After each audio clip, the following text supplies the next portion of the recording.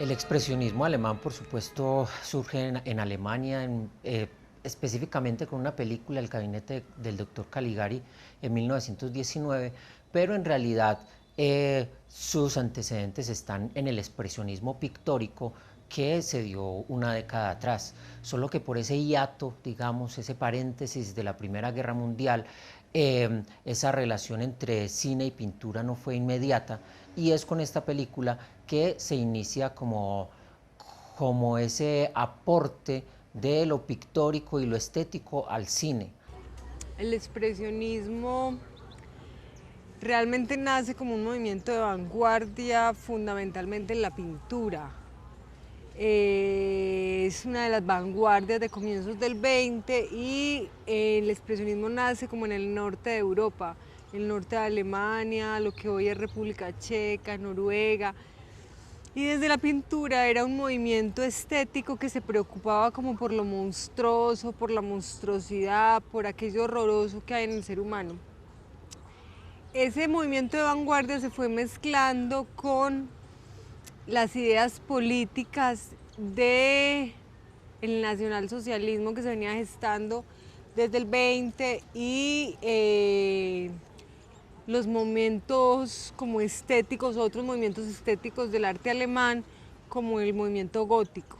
Hasta este momento, o sea, 1919, el cine se había ocupado era de lo narrativo, quería aprender a narrar. Eso fue lo que hizo Griffith, en eso andaban la comedia muda y muchos de los directores europeos. Pero el expresionismo alemán es el primer movimiento que tiene un énfasis en lo visual, en lo estético, y lo propone como una forma expresiva y como una forma plástica que antes no tenía el cine porque, insisto, solo estaba ocupado de lo narrativo.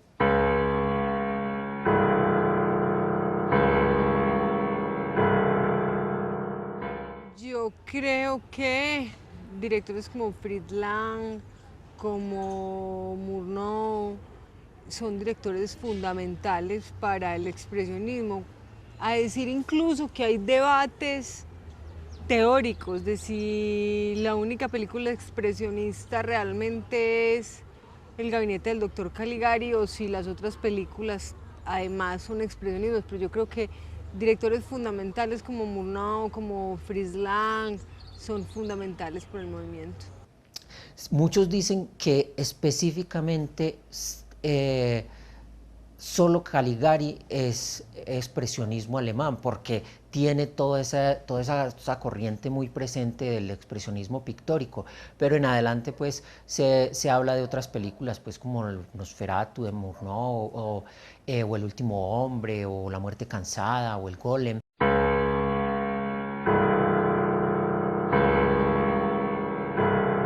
El expresionismo tiene dos características, o más bien, la característica general del expresionismo que tiene que ver con mostrar unos estados de ánimo de los artistas, de los directores, un estado de ánimo que tiene que ver sobre todo como con el pesimismo, con una mirada oscura y opresiva sobre la realidad.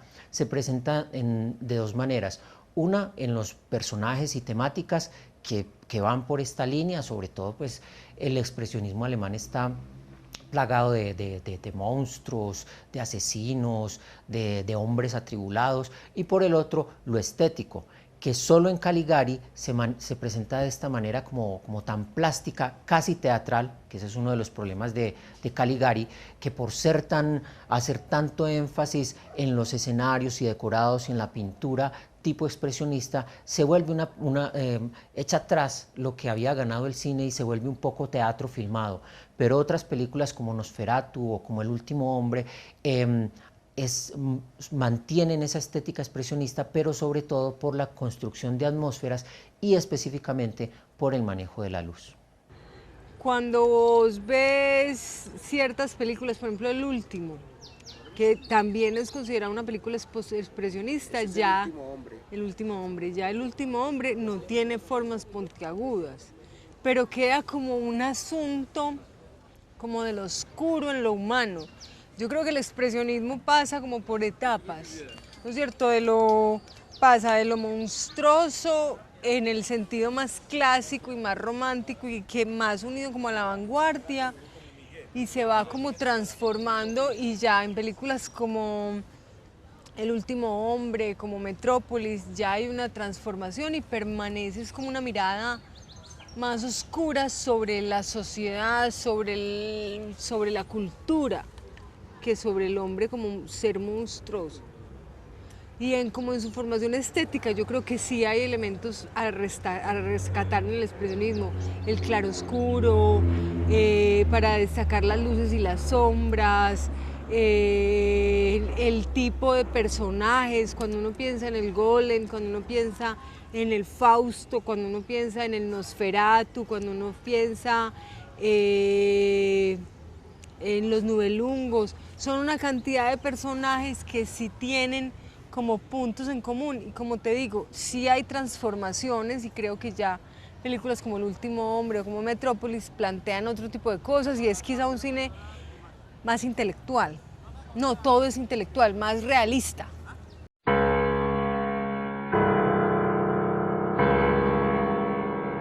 Sí, un error muy común es pensar que todas las películas alemanas de los años 20 son expresionismo, y eso no es cierto.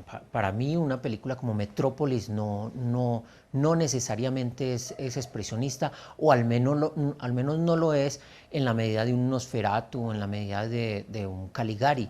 De hecho, vienen otros movimientos como el Camespier-Film, por ejemplo. Y no hay que olvidar que el expresionismo alemán es un movimiento cinematográfico que, como todos los movimientos, se ubican en un tiempo y en un espacio determinado. No se puede hablar de expresionismo alemán después de, no sé, 1927-28. Tal vez es con la llegada del sonoro y luego con la ascensión del nazismo que se termina el expresionismo alemán. Es posible que posteriores películas tengan unas características similares, o incluso como influencia de la estética expresionista, pero no se puede hablar de un expresionismo posterior a finales de los años 20, y mucho menos en otras cinematografías o en otras latitudes. Es que realmente sobre el expresionismo hay una película teórica. Para algunos teóricos, la única película expresionista, y entendiendo como expresionismo aquella cosa que definía la vanguardia en las artes plásticas. La única película expresionista en un 100% es El gabinete del Dr. Caligari. De las otras películas, y ya de las otras películas estoy hablando de Metrópolis, estoy hablando del Nosferatu de Murnau, del Fausto, del Golem, de los Nubelungos. Lo que queda es más como el espíritu, siendo Metrópolis, digamos, la película más radical, en tanto que ya no habla de la monstruosidad en el ser humano, sino más de la crisis del discurso moderno. Entonces, en ese sentido, para ciertas personas no es una película expresionista.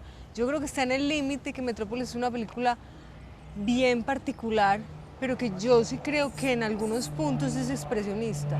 Si bien decir dónde una película es expresionista y dónde deja de serlo no es fácil.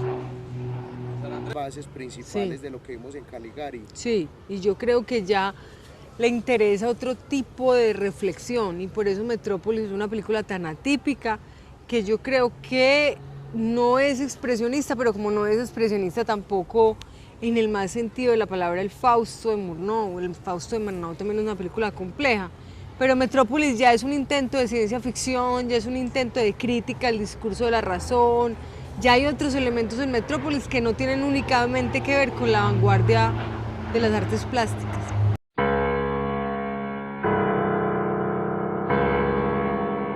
Pues el movimiento o el heredero obvio es el cine negro, ¿no es cierto?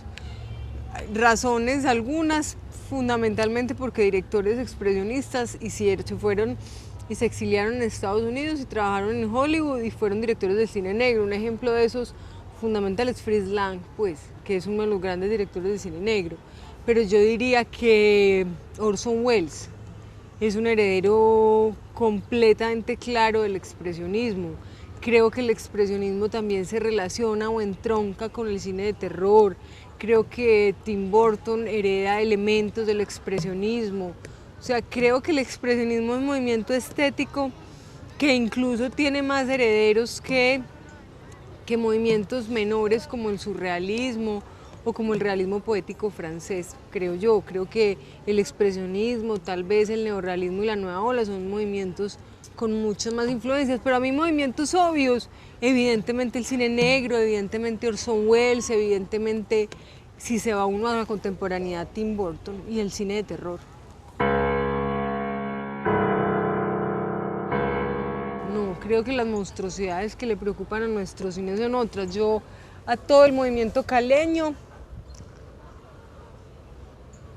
pues aunque ellos lo denominaron el gótico tropical, yo no sabría decir exactamente si el movimiento caleño es expresionista en el más sentido de la palabra, aunque uno se pone a pensar en la mansión de Araucaima y tal vez. Pero volvemos con lo mismo, que el referente de Alguien mató a algo seguramente es más el cine de género antes que el expresionismo mismo.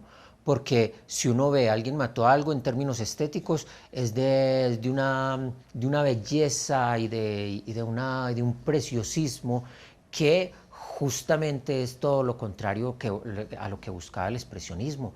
El expresionismo lo que buscaba era como una aspereza, como si uno ve Caligari ve todo retorcido, líneas oblicuas, atmósferas opresivas y distorsionadas.